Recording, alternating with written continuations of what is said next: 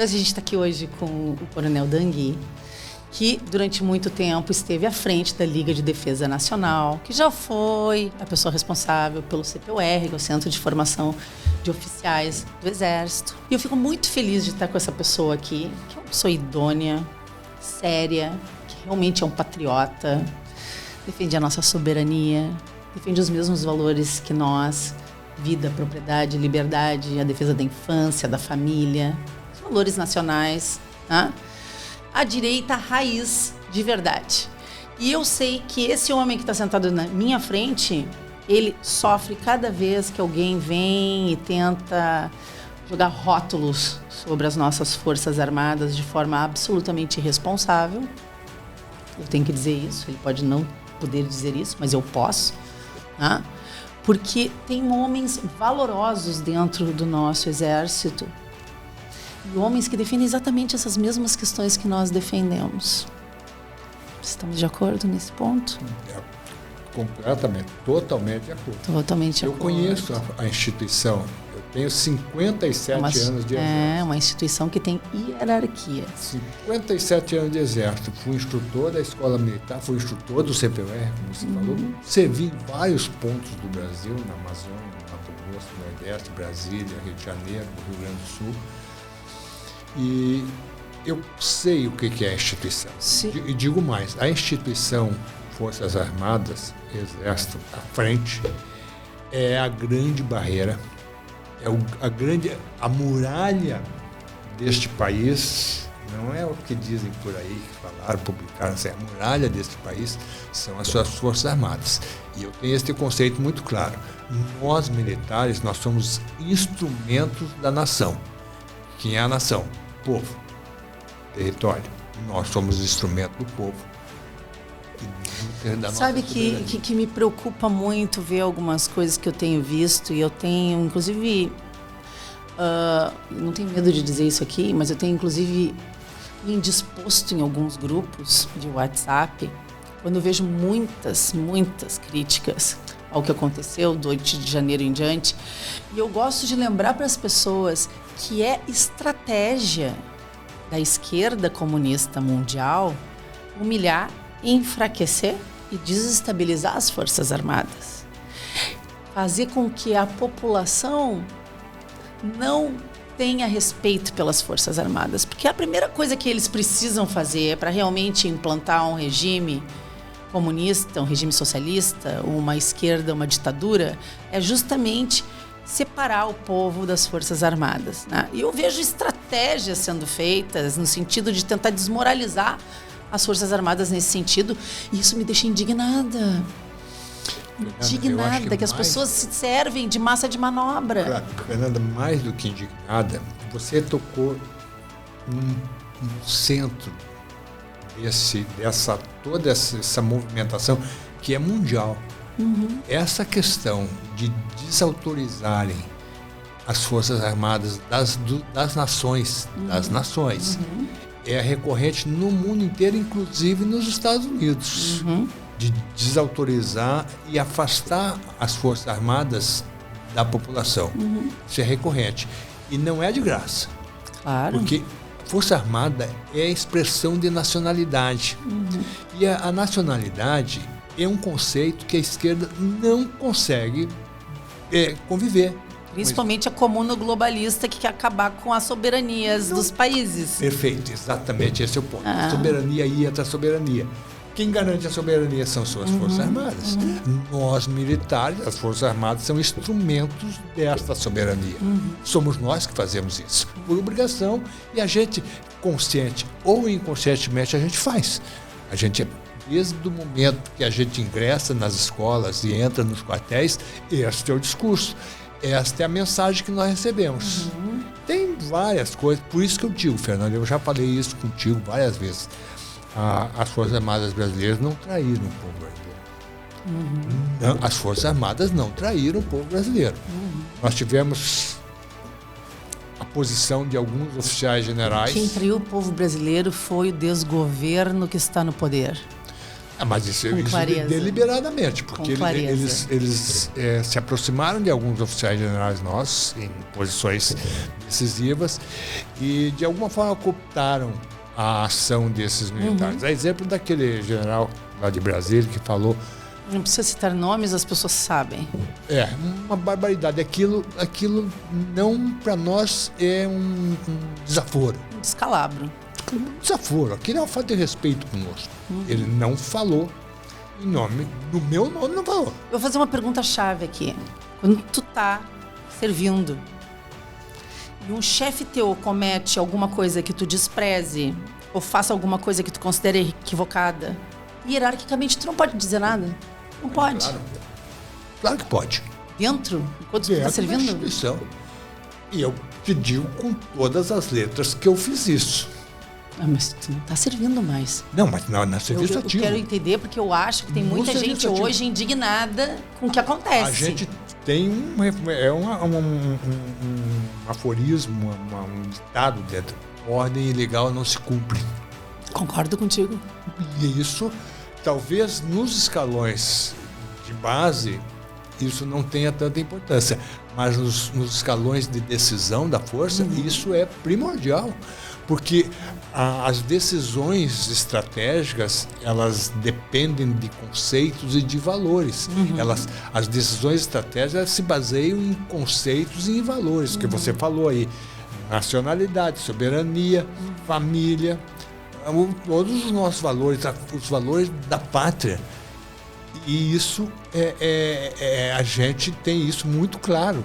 Então, quando nos níveis de decisão, onde possa haver alguma ordem ilegal, não se cumpre. Se não fossem as Forças Armadas, as nossas fronteiras, que são gigantescas, já teriam ido para o Beleléu há muito tempo, principalmente na região norte do Brasil, né?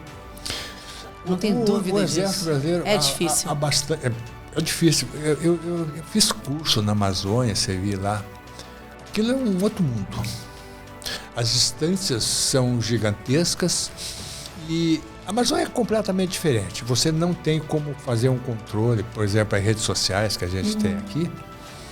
Lá não tem muito significado, porque você não consegue manter uma comunicação... Só com o Starlink. Agora. Sim. E o Exército viu isso há bastante tempo.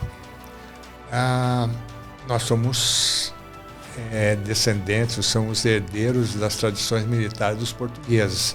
Quem pensar que português é burro, essa pessoa é burra. Português, paísinho daquele tamanho, conseguiu montar esse gigante e manteve unido e garantiu a sua soberania. Foram os portugueses. Se você olha o contorno das fronteiras do Brasil, eles fizeram esse contorno no século XVI, 1500 e pouco, quando eles estavam chegando aqui. Então, o Exército viu isso, o problema das fronteiras, e foi espalhando pelotões de fronteira pelo norte todo do Brasil. Nós temos hoje cerca de 50, 70 pelotões de fronteira, eles estão espalhados. É um tenente que vai para lá comandar aquilo. Eu normalmente um guri com 20 e poucos anos, recém-casado, com uma menina que ele tirou de São Paulo, do Rio de Janeiro, de Brasília, e leva lá para o meio do mato. Conversar com um tenente desse é uma experiência maravilhosa. Eles não sabem onde que eles estão exatamente colocados, mas eles têm uma missão e cumprem aquilo de uma forma fantástica. É muito bacana. O Exército viu isso e garantiu essa fronteira. Quem conhece o que aconteceu na Operação Traíra, 1990, começo da década de 90, quando as Farc atacaram um pelotão, mataram os 3 soldados nossos e roubaram todo o equipamento de um pelotão que estava se instalando. As Farc. E aí, num contato entre o presidente era o Collor e o presidente da Colômbia, foi autorizado que o Exército Brasileiro entrasse no território colombiano. E foi uma operação que é um exemplo de operação militar, de eficiência, de poder de combate. Nunca mais as Farc tiveram a ousadia de entrar no território brasileiro, por causa daquela operação. Em 15 dias nós o Exército montou uma operação gigantesca, carregou um monte de... Quando a gente fica ouvindo as histórias, é espetacular, como uma operação militar, é fantástico. Desculpa te perguntar isso, mas isso foi em 99. Não, 91, 92. Hoje o Exército teria os equipamentos necessários e o que fosse preciso para fazer isso de novo? Fernanda, assim, o que um exército, o que é fundamental para um exército? A mentalidade desse exército, o comprometimento dele. O equipamento, o Brasil não tem dinheiro para manter o equipamento tipo os Estados Unidos, mas não, esse não é o principal coisa. O equipamento se compra e você monta. O problema são as pessoas estarem habilitadas para fazer isso, para conduzirem uma operação e fazer. Claro que precisa ter armamento, precisa ter logística para fazer uma coisa dessa, mas o importante é você ter o material humano capacitado de fazer isso. Eu posso te dizer assim com todo orgulho de milico, tem poucos exércitos no mundo que têm a preparação que o exército brasileiro tem. Poucos exércitos. E a cabeça, a correção do exército brasileiro. A gente vê aí algumas coisas que a gente não concorda com, e eu entendo isso, mas o cerne do exército, o coração do exército não mudou nada. Valores, princípios, as coisas que formam a estrutura da Força Armada, não só do Exército, da Marinha do Brasil e da Força Aérea Brasileira também, com algumas nuances de cada força, mas isto é o importante. Já que tu falou na Força Aérea e na Marinha, eu queria ouvir a tua opinião sobre o que o desgoverno atual fez com os generais e os altos cargos das nossas Forças Armadas do governo anterior. As represálias, as perseguições, os rebaixamentos. É absurdo, né, Dani? Eu só lamento que acredito que teve alguns comandantes nossos que não perceberam isso. Eu cunhei uma expressão lá atrás, antes, 2022, eu cunhei uma expressão para alguns colegas meus e deu embates assim complicados, amigos meus, gente próxima, eu digo assim, olha, miopia histórica e miopia política de alguns dos nossos comandantes. Vão abrir espaço para quem não gosta da gente, mas não é nem gostar, nós somos inimigos dessas pessoas. E eles não fizeram nem parte do que eles têm vontade de fazer conosco.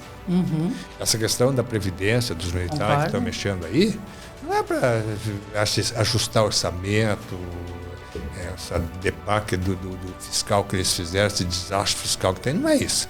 A questão é enfraquecer a estrutura, atacar onde? Família dos milicos.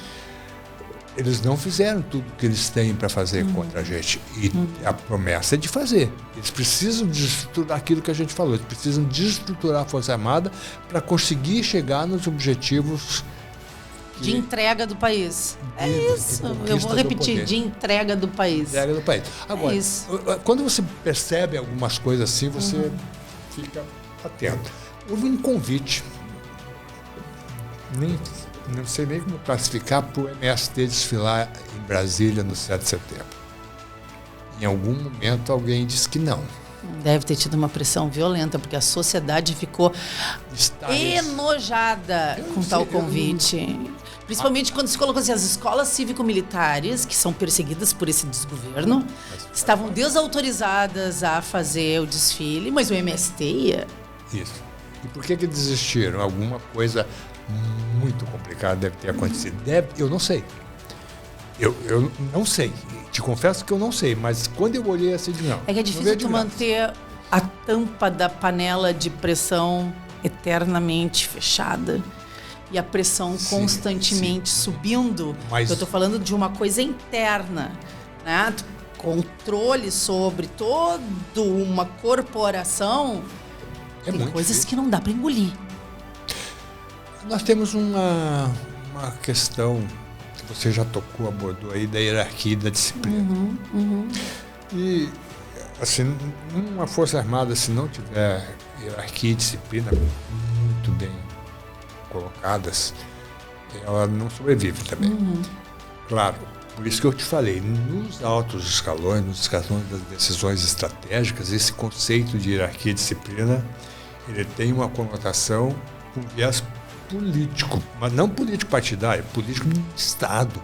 Estratégico. Estratégico. Eu queria que tu falasse um pouco sobre a Liga de Defesa Nacional. Assim, a Liga da Defesa Nacional, eu sou suspeitíssimo para falar da Liga, porque nós temos uma grande razão para a Liga, chama-se patriotismo. Nós trabalhamos com patriotismo. Esse é a nossa grande emulação, a nossa grande foco é o patriotismo. Quem é que pensou isso?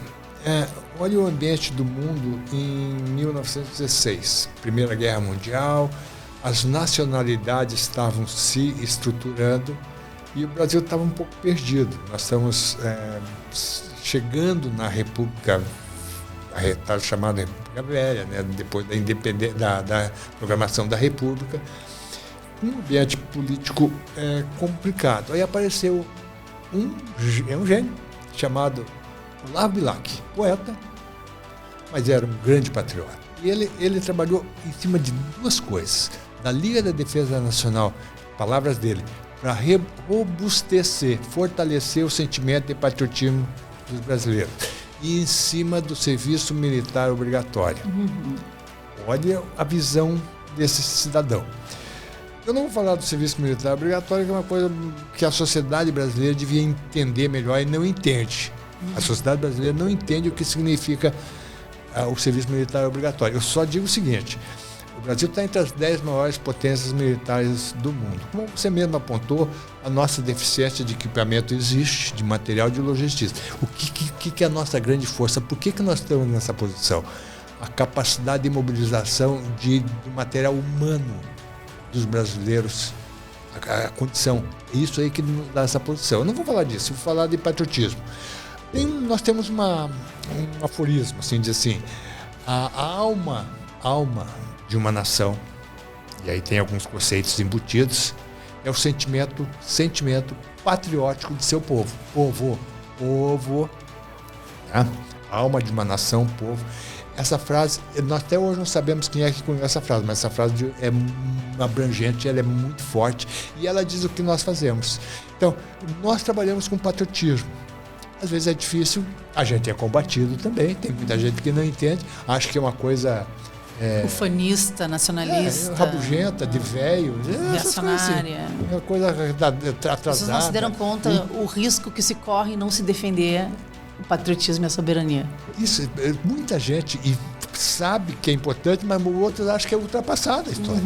Fernanda, eu duvido que você tenha visto, você é uma pessoa atuante, está no meio de um processo político no Rio Grande do Sul, você é uma grande parlamentar aqui em Porto Alegre, na capital do Rio Grande do Sul, e eu tenho quase certeza que você não sabe quantos municípios nós atingimos esse ano num movimento que a gente fez a partir de Porto Alegre para levar uma centelha do fogo simbólico da pátria para começar as comemorações da Semana da Pátria no Rio Grande do Sul. Quantos? 303 municípios. Que legal. Nós percorremos 20 mil quilômetros em 10 eixos diferentes. Como é que foi isso? Que legal. A gente acende uma chama com os escoteiros num processo próprios escoteiros, é outra organização maravilhosa. Eles estavam muito presentes no desfile de 7 de setembro. Eu vi muitos grupos passando. Espetacular. Eu sou, mas assim... Eu sou fã dos escoteiros. Fã deles. Eles acendem um fogo com elementos da natureza do brasileiro, graveto e folha das nossas árvores. Acendem um fogo. E com esse fogo nós acendemos a pira da pátria. Aí, daquela pira ali, a gente tiramos 11 centelhas e cada uma foi montada em cima de uma viatura e esses caras saíram pelo mundo. E cada eixo desse tem mais ou menos uns 30, 40 municípios que eles atingem. É maravilhoso. É fantástico, é emocionante.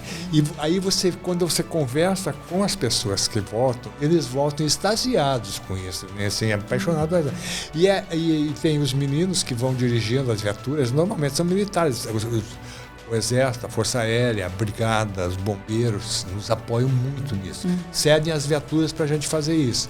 E o motorista e o chefe de viatura não tem nada a ver com o propósito, mas eles acabam se incorporando com o nosso pessoal. Estão participando de uma tradição, e né? ficam extasiados com isso. O povo que não tem tradição não tem história. Deixa eu te fazer uma provocação que muitas pessoas precisam entender. Os jovens têm muita dificuldade, às vezes, de entender, tá? Porque eles acham que essa questão de soberania e patriotismo é algo ultrapassado.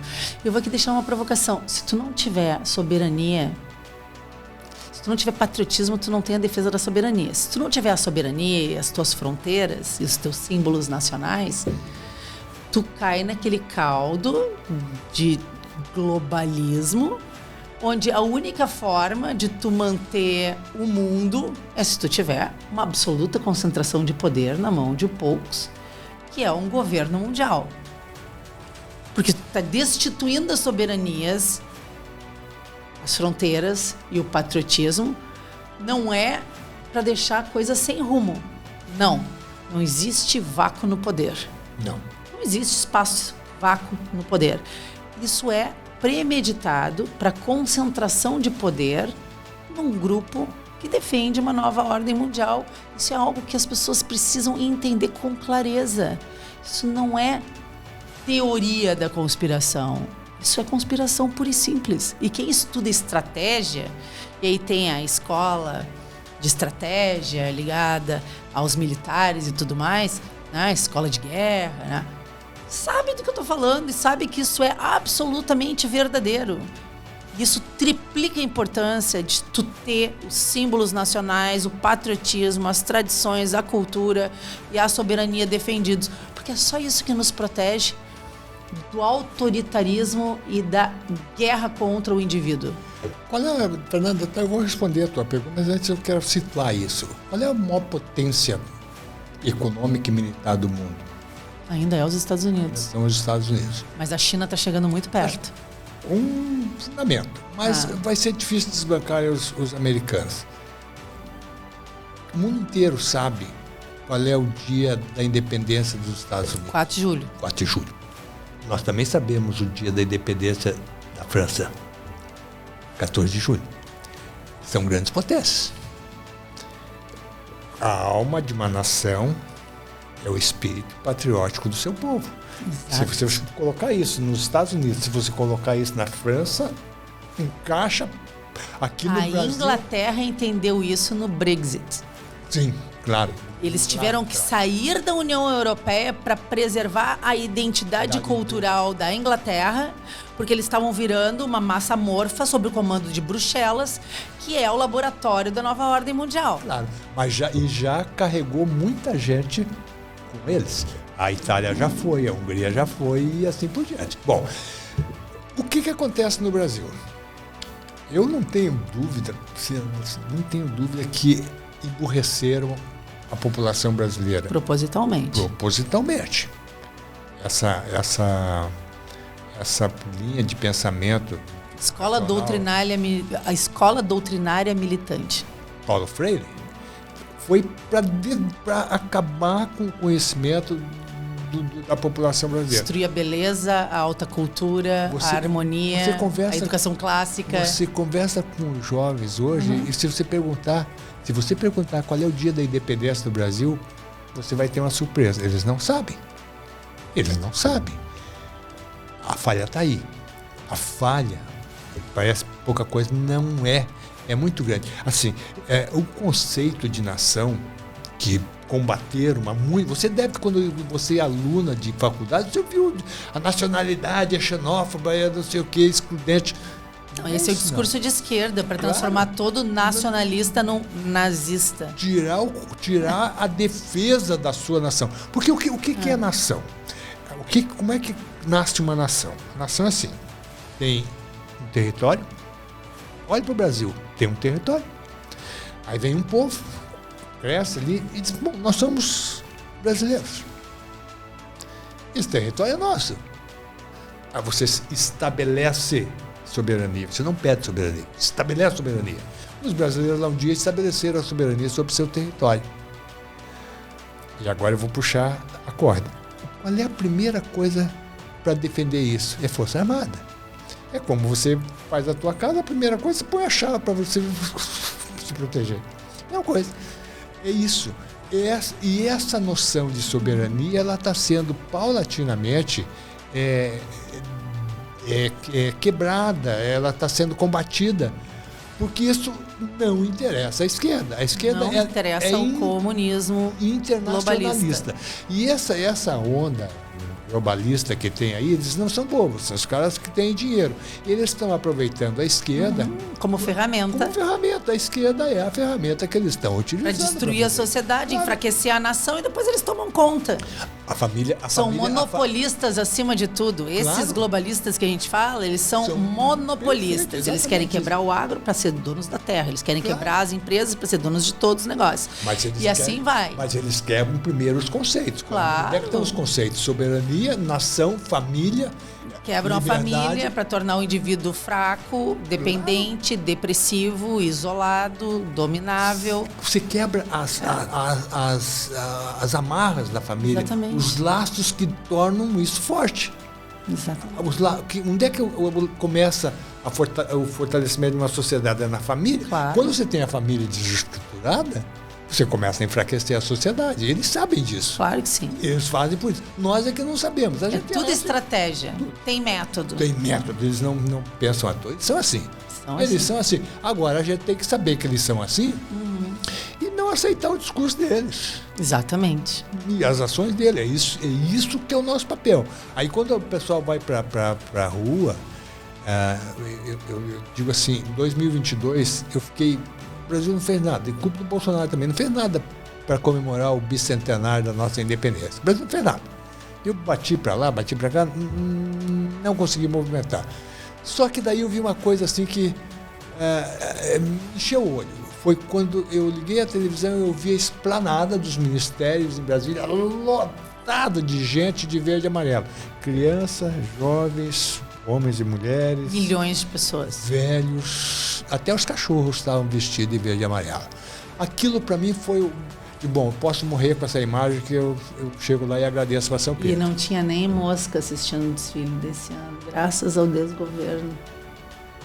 Você viu? Que vexame. Coisa horrível. Coisa horrível. Aquilo é muito ruim. Tristeza. Que tristeza. Dá uma tristeza na gente de ver uma coisa dessa. Mas é que isso é a decadência da nação nas mãos do governo esquerdista. Nós precisamos retomar a nossa nação, meu querido. E a base para 2026 é 2024. E assim eu quero encerrar nossa entrevista falando nisso. A base para 2026 é 2024. É eleger os melhores vereadores possíveis, os melhores prefeitos e vice-prefeitos possíveis, porque eles serão os cabos eleitorais que trarão de volta a direita. Eu não vou falar direita, eu vou falar de conservadores e liberais. Isso aí. Nós precisamos para combater comunistas e socialistas. Quando falam, e hoje criticam, dizem que comunista e socialista come criancinha, isso é uma balela. Não, não é balela. Quem estudou Holodomor sabe que não. Sabe que não. Sabe que é isso. Olhe, foram os regimes que mais mataram gente. São os verdadeiros genocidas. Esses são os genocidas. E eles matam sem nenhum traço de pudor, porque eles acreditam nisso que é assim. Eu vou deixar aqui uma pergunta provocativa para os nossa audiência. Vocês acham que depois da fraude da eleição venezuelana, se a população já não tivesse sido desarmada lá atrás pelo Hugo Chávez, vocês acham que a população não teria deposto o Maduro? É bom a gente pensar a respeito disso. Só que a população foi desarmada e tomou tiro de metralhadora nas ruas. Por quê? Porque esse governo déspota e tirano venezuelano, cujo Lula é aliado desde a primeira hora, ele importou milícias da Rússia, do Irã, de Cuba, para matarem a população civil nas ruas. Você entendeu? Claro que você sabe a gravidade disso que você está falando. Mas é verdade. E é verdade. E quando você vê o discurso desse governo que está aí, o discurso aqui, dizendo que quer criar uma força nacional para atender o governo, etc. É exatamente isso. Tira o poder da Força Armada Brasileira, que é uma milícia estatal para perseguir a população e a oposição. Não tem dúvida. É isso. Fernanda, teve um fato que aconteceu no Brasil que foi arrepiante. Foi quando aquele ministro do STF reuniu as polícias militares em Brasília. Aquilo foi assustador. Para tentar cooptar a ação das polícias militares. Eu sei. Uma coisa completamente irregular.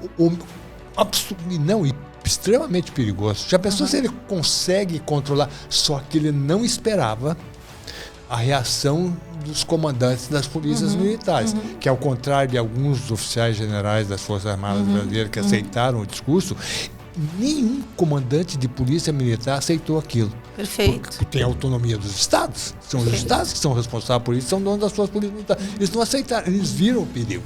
Até tinha um comandante ali, socialista, comunista, meio de esquerda, mas eles perceberam o perigo e não aceitaram o discurso. Não conseguiram cooptar nenhuma polícia militar. Veja o tamanho da aula que eu propiciei para vocês hoje com essa pessoa, essa cabeça maravilhosa, um professor, história pura na minha frente aqui, ensinando sobre estratégia, soberania e patriotismo. Muito obrigada por ter participado do meu programa. Muito obrigada por ter aceitado o meu convite. Não, Fernanda, você, por favor, não me agradeça. Eu me sinto na obrigação de colaborar, de contribuir para a tua campanha. Colaborar não é bem o termo, não sei como é que a gente de apoiar a tua campanha. Eu quero que você seja eleita nosso pessoal. Mas ele vota em mim. 22022. Vocês são o nosso povo. Ó, a xicrinha aqui, ó. É isso. Entendeu? Seja legal, não seja um comunista. Claro. Não, está fora de cogitação. Ser socialista, comunista, antes de qualquer coisa, falta de entendimento do mundo.